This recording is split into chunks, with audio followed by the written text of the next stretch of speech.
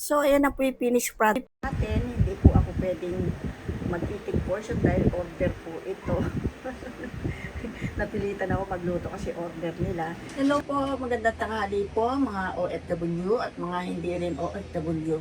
At yung mga kaibigan natin na nasa sa lahat na sulok ng buong mundo. So, nandito po uli ako sa garden. Magluluto tayo ng dinuguan. So, samahan niyo po ako magluto dito. Maganda raw ang view dito. Kaya lang mainit at saka may langaw. Kaya iniiwasan ko magkaroon ng dadapon langaw. Pakikita ko po sa inyo, aga kong punta ng palengke kanina. Tapos 7 Marites pala. So, ito, i-close up ko. 1 kilo lang na belly. Wala akong naaabutan tenga. Kaya pwede naman po yung belly. Tapos, ito po yung dugo. Ngayon, pakita ko sa inyo. Ayan na po yung 1 kilong belly. Ang gagawin po natin, isasangkot siya natin, ibubusan natin ng konti yan. Ito po yung dugo, pinakita ko sa inyo, nilagyan ko na ng tanglad. At pakikita ko sa inyo, lalamasin natin ng suka sa asin. Ang tanglad, ang dugo sa tanglad. So, ito po mga ingredients natin, bawang, simple lang, sibuyas, tanglad, at saka sili. So, patis, suka, brown black pepper, at meron tayong asin. Ito pala, asukal. Pang tanggal po natin ng sobrang asim. Ito sobra po maasim. So, ito na nga po yung binigay sa akin dugo, pang 1 kilo. So, lalagyan po natin siya ng suka. Yan, tansya-tansya lang po. Ayan. Saka natin siya lalamasin sa konting asin. So, diyan na po siya matatanggal ang lansa. Ganyan po style ko pag nagdidinuguan. Nilalamas muna ng suka at tanglad, asin ang dugo ng pangdinuguan natin. Ayan. Dudurugin po natin yung dugo sa paglamas sa tanglad. So, matatanggal na po yung lansa bago natin lutuin. So, i-cover ko po at magigisa na tayo kasi baka dapuan ng langaw. Magigisa na po tayo. So, ayan po, nagpapainit na ako ng kawali. So, hindi na po tayo magpupondo ng oil kasi itong taba na sineperate ko yung paghiwa, gagawin natin sa kanya oil niya. Ayan, nasabi naman. Hindi ba na? Ayan. So, gagawin natin yung mantika.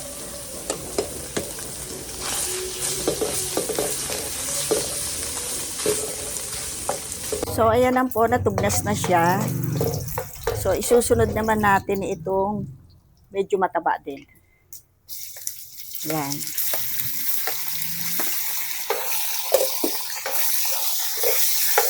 Ang lalaki ng hiwa ko.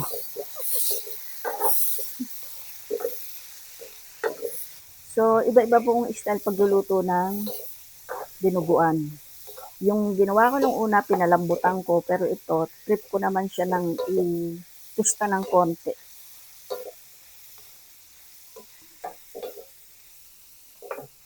Lakasan ko nga. Sabay na rin po natin ito para maluto na sila sabay-sabay.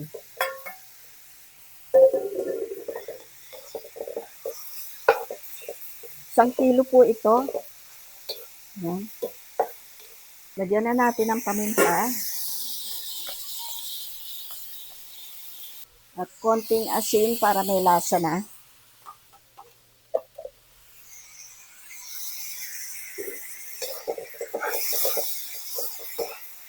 Lalagay po pala tayo dito ng laurel. Nakalimutan ko. Kukuha tayo sa kabila mamaya. Atin na igigisa bawang at sibuyas. Yan. Set aside natin. Ay, kabak na. Ito, 1 pusong bawang po para masarap.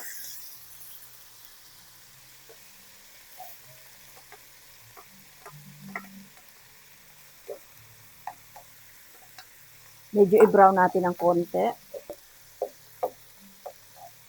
Yan, sabay na natin sibuyas.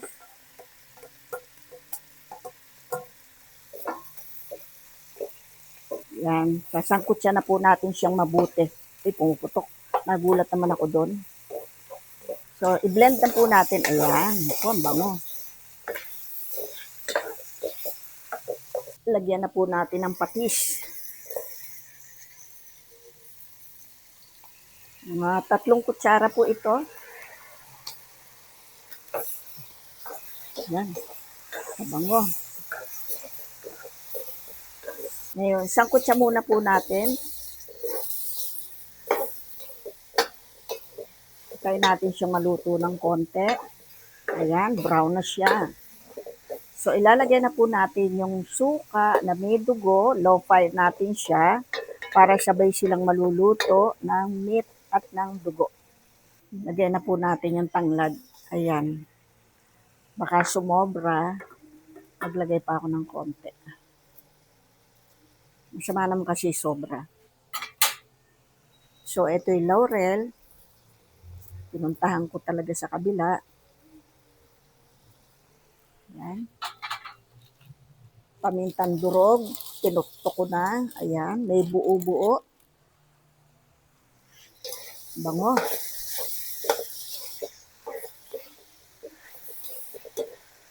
Sarap po nito. Papailalim natin siya. I-low fire ko siya. Lagay na natin itong dugo at suka. Kasi marami ito, kaya hindi na ako nag-ano ng tubig. Ayan.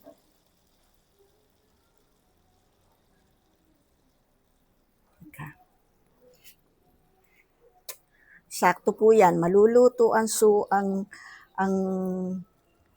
karne, ang dugo. Kailangan po kasi sa dugo, lutong-luto. Ayan. So, ayan. Babalikan po natin mamaya. Kukuha lang ako ng pang-cover. So, eto na po siya. Medyo lumalapot-lapot na. I-low fire ko muna siya. Ayoko kasi siyang tubigan para dumami, para wag matuyo. Pero kung ilo-low fire natin, sakto lang siya. Mga 10 minutes pa, okay na. Hindi ko pa siya tinitikman ng alat at asim. Pero need ko na po siyang lagyan ng konting suka. Kasi konti lang yung pinangsuka ko kanina. Lagay pa tayo ng mga 4 kutsara. Ito, mga 2 kutsara yan. Kasi masarap sa dinuguan, maasim. Ayan, 4 kutsara. So, mamaya po natin siya titikpan. Balikan uli natin. Yan, titikman na po natin ang alat niya, asim, at yung kanyang tawag dito, lasa pala. Sakto lang po yung lapot niya. Yung iba gusto malabnaw. Yung iba naman gusto tuyong-tuyo. Tikman natin.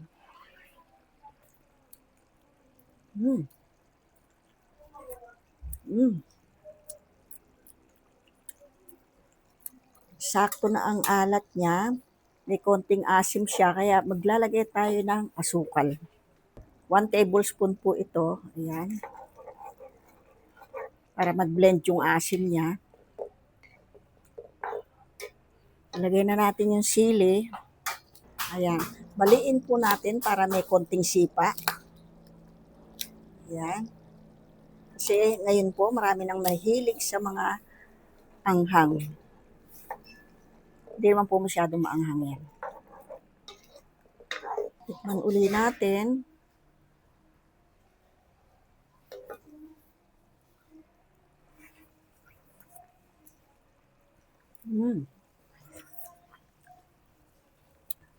Yummy. Ayan, medyo malapot-lapot na. Sakto. Lasan-lasa na tanglad. Tsaka wala siyang kalansa-lansa. So, last na, tikim ulit. Yung iba gusto nito yung dry na dry eh.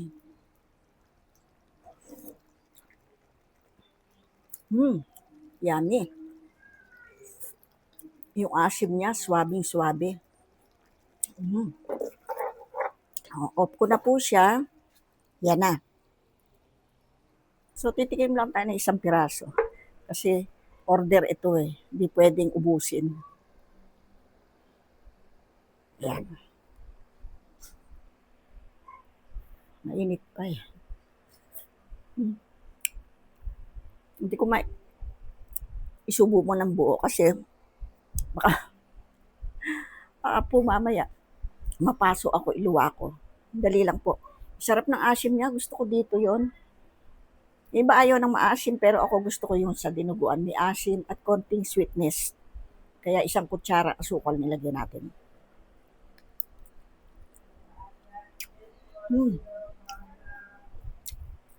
Okay na po siya. Sarap. Yummy, yummy. Yun na lang po. Sana magustuhan nyo. Gawa kayo na ganito style. Bubusa muna ng konti yung karne. Tapos, sangkot siya na. Ayun na. May dinuguan na kayo na napakasarap. Iba kung ano pa yung lalagyan. Lagyan pa ng butter, ng star margarine.